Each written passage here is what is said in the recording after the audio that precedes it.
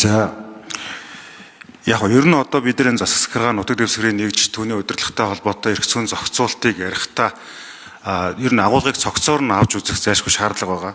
Жишээлбэл одоо бид нар нодлон хар хорин төслийн тухай шийдвэр гаргацсан. За Хүннүү хот гээд шийдвэр гаргацсан. За Майдэр гээд бас нэлээд өмнө шийдвэр гаргацсан. Тэгээ маш олон цаасан дээр хотууд яриад байдаг. За дээрэс нь хот тосгоны хууль гэл ингээ явдаг. Үндсэндээ бол яг энэ дотор бол хоорондоо зөрчилтэй маш олон зүйлүүд бол байгаа юм. За ерөнхийдөө бол хуулийн үзэл санааг бол дэмжиж байгаа. Яг тэгэхээр одоо би дархуу бол Төв Сэлэнг аймгаас сонгогдсон гишүүний хувьд яг ингээд амьдрал дээр нь очихлоор энэ төрлийн зохицуулт шаардлагатай гэвэл шаардлагатай байдаг. Одоо яг үндэслэл нь бол ойлгож байгаа. Зүгээр яг одоо биднэрт иргэдийн амьдрал дээр яг орон нутагт ямар асуудал хэрэгтэй байна вэ гэдгийг үзэхлээр жишээлбэл Дархуу уул аймгийн Ширээ нуруу гэдэг газар дээр амьдарч байгаа хүмүүс Сэлэнг аймгийн Сайхан сумтай ингээд газрын зөрчилтэй болчдөг. Энэ одоо жишээлбэл энэ жил 1 сарын 1-ээс эхлүүлээд 4 сарын 1-ний хоорондох энэ одоо 4 сарын хугацаанд жишээлбэл дархны статистикийг хэлэхэд тэнд нийтдээ үл хөдлөх хөрөнгө хөдлөж авч байгаа одоо хувь хэмжээний 33% нь Сэлэнг аймгийн регистрийн дугаартай хүмүүс үл хөдлөх авч байгаа юм. Яг ингээд бодиттой байдлаар сум хоорондоо хөлийн засгийн асар их маргаантай, аймаг хоорондоо хөлийн засгийн маш их маргаантай ийм асуудлууд байгаад байгаа. Тэгэхээр ер нь бол яг энэ хөлийн зэс нутаг дэвсгэрийн нэгж түүний удирдлагын асуудлыг бас ер нь ярихдаа энэ бол яг нэг л заалттай зүйл байгаа шүү дээ. Хуулийн дээр өөрчлөлт орох гэдэг байгаа шүү дээ. Ер нь зүгээр том зургаар нь харах юм бол бид нар аль болохоор амьдрал дээр тохиолдож байгаа энэ олон сумд бөгөөд энэ олон аймагуд хоорондын хөлийн засгийн маргааны асуудлуудыг иргэдтэй ээлтэйгээр шийдвэрлэх тэр зүйлийг бас бид нар бодох хэрэгтэй юм шиг байна. Нэг хоёрдугаарт энэ үндслэлээр байж байгаа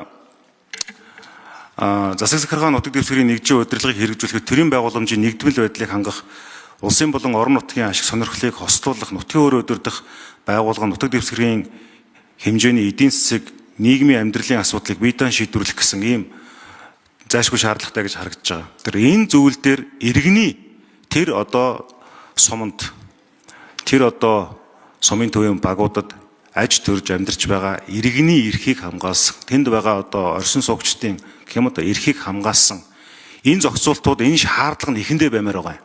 Эхэндээ баймаар байгаа. Өөрөөр хэлбэл төрийн үйлчлэгээ иргэдэд саад багтаа хүрч байх. Энэ үйлчлэгийг нь хийж байгаа тэр дундын одоо төрийн албан хаагчд юм уу захиргааны албан хаагчдаа иргэдийн эрх ашгийг хамгаалахад одоо хуулийн хүрээнд бүрэн дүүрэн ажиллах боломжоор хангахын тулд ийм зохицуулт хэрэгтэй байна гэдэг үндслийг хилцүүлгийн явцад оруулж ирэх юм бол энэ бас хэцүү болно.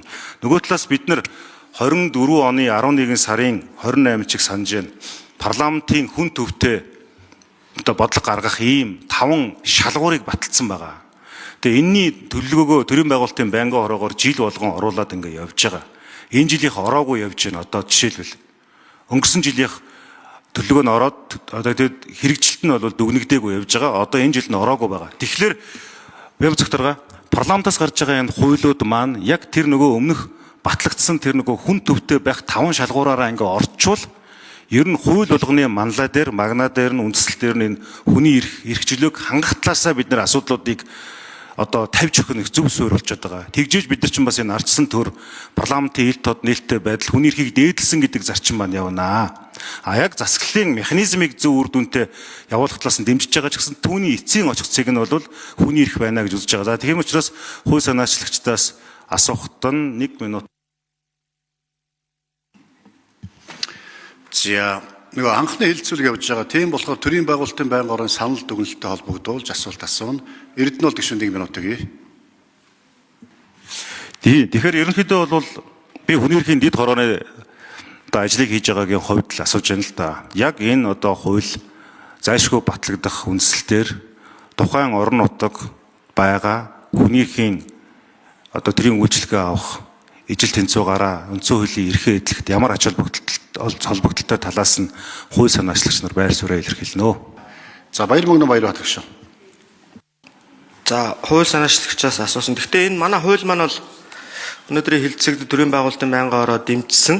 За дэмжсэн үндслэлээр одоо Эрдэнэт гишүүний хэлж байгаа энэ хүний эрх чиглэл талаас нь л асууж байгаа. Тэгээ ер нь бол хүний эрхийг бол дээдлсэн юм хууль гэж харж байгаа.